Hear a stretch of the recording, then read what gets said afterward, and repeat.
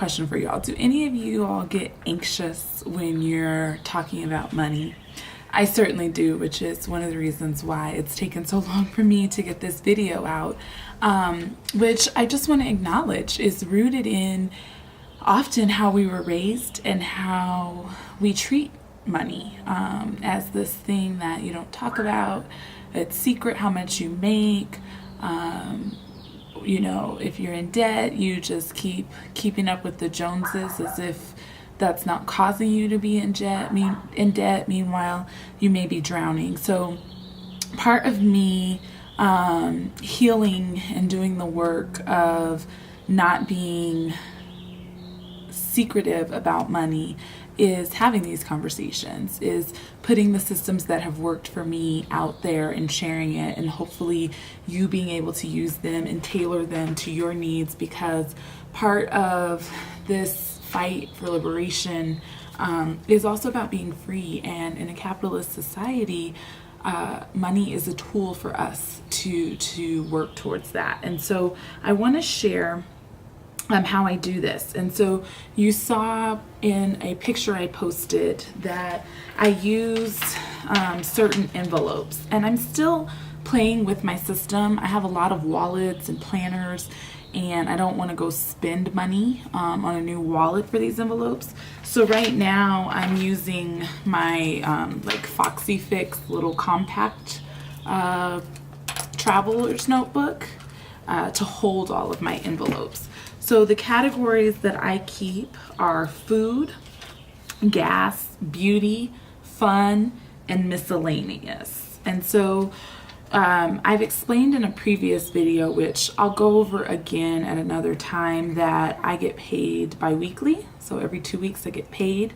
And what I do is every 2 weeks I know which bills come out of each paycheck, and then they just alternate.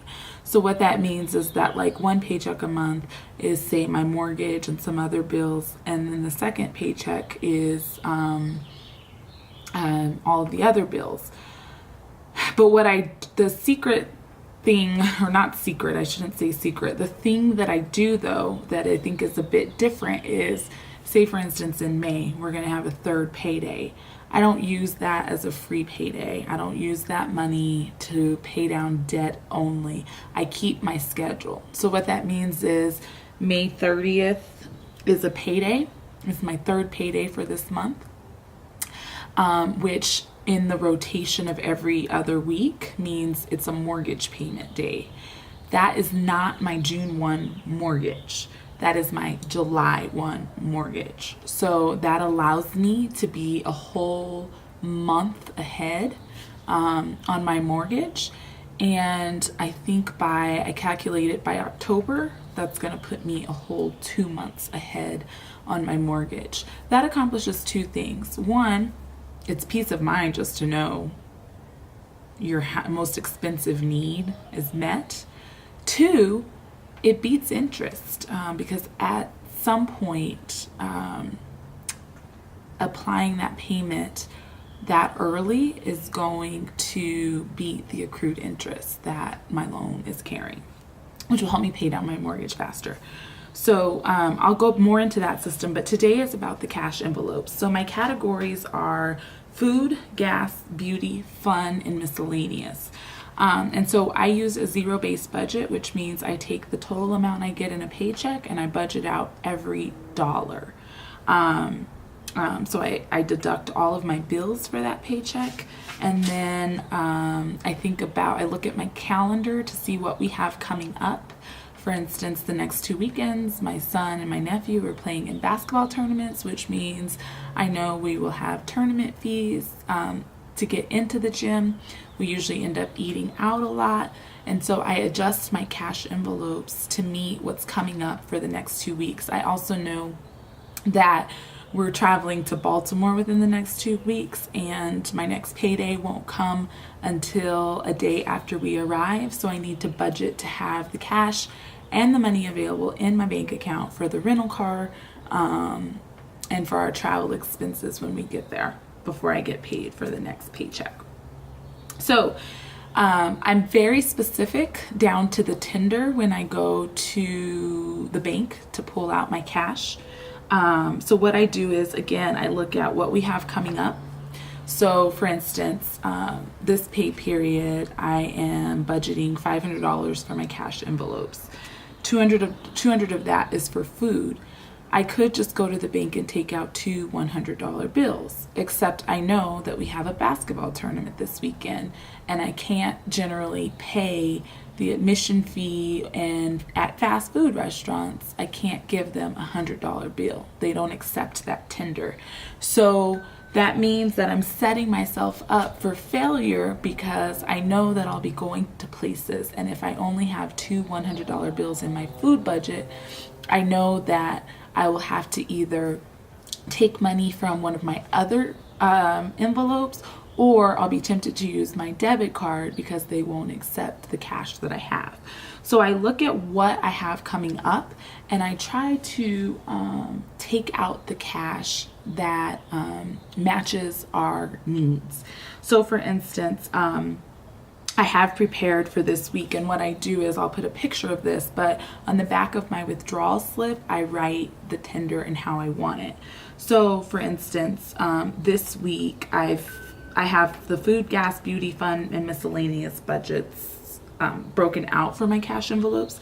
So I know when I go to the bank, I need one $100 bill, three $50 bills, 10 $20 bills, and 5 $10 bills, and those will each get assigned to the appropriate envelope based on what I'm going to need them for. So like my fun and miscellaneous bills, I use $10 bills in those because those are usually what I'm going to pay for entry fee into the games.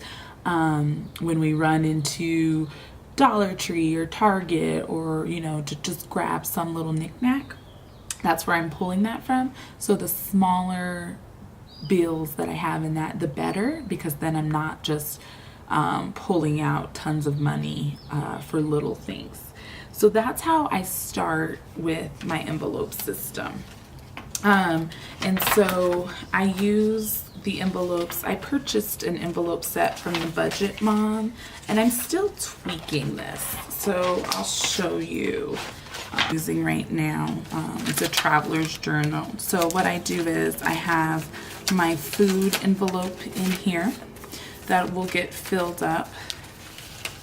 And I don't carry these envelopes with me everywhere. I don't carry all this cash on me at all time. My fun envelope, my gas envelope, and my beauty envelope. So I don't carry all of these envelopes. If I know that I'm going grocery shopping, I'll take out the food. If I know that I'm going to get my nails done and get a pedicure and get waxing, I'll take out the beauty.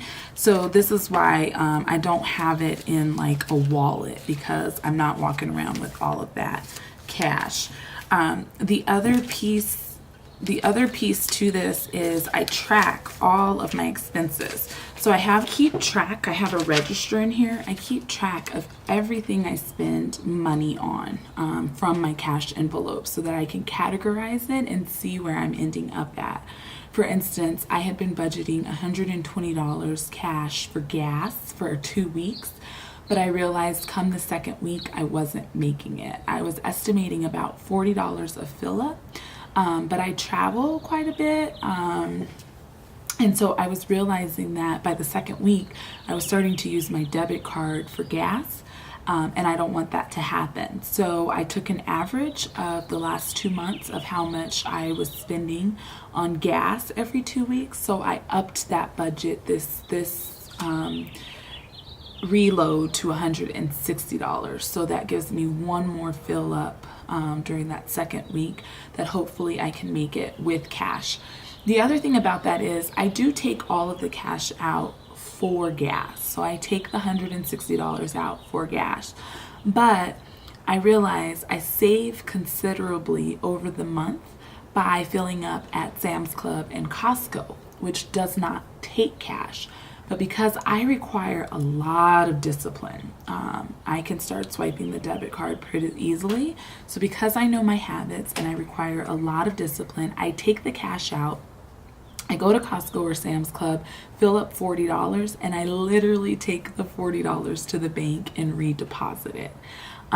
So I will put $40 worth of gas on my debit card, and then I will take the $40 out of my cash envelope and put it back in the bank. I know that's an extra step, but for me, that's how I'm accountable to my budget and how I make sure that I stay on track. So that's an overview of how I work my cash envelope system. I designate how much I need in each category based on our spending habits and trends, and based on what I know activities are coming up for that 2 weeks. After all of our necessities are met, then I break down into each category how much we can afford. And the goal is, after the 2 weeks, to have some money left over in several envelopes, which will then get put into savings, or if you have debt, made towards a debt payment. But before we get there, before we even get there, because I'm really working to just stick to my cash envelopes. I'm not at the point of even trying to have left over in my envelopes, if I'm being completely honest. So before we even go there, the goal is to make it the 2 weeks, if you're on a biweekly pay schedule, to make it those 2 weeks being strict about your cash envelopes and having discipline to stay within that budget. Okay, guys, I hope this was helpful. I have my pie right here, which when I'm anxious about talking about money, bringing in ritual and creating the space where I'm at peace, saying the mantra, my money is at peace, really helps me. So cultivate those tools where you can face your money up front without fear. We can do this